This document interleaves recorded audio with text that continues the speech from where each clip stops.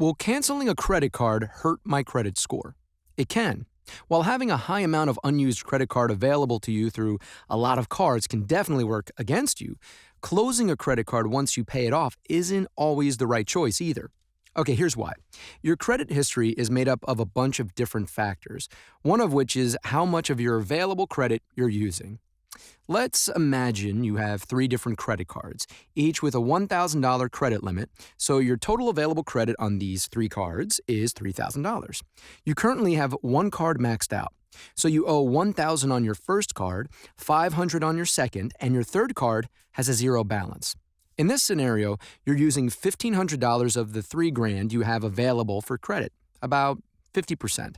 Now, let's say you picked up an extra shift at work and paid back $250 on your first card and the whole balance of $500 on the second. Nice work, by the way. Since two of your cards have no balance now, you close both of them. Your credit probably looks better to lenders now that you only owe $750 and you have less available credit, right? Not necessarily, because you now only have $1,000 in available credit. Remember, you close two of your cards, which means the percent you're actually using goes up, even though you owe less. On your credit report, it looks like this.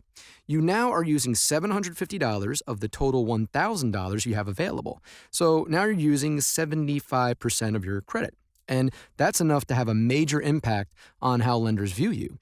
In this scenario, if you can avoid temptation and use them wisely, it might be better to keep those two card accounts open with no balance, improving your credit utilization ratio.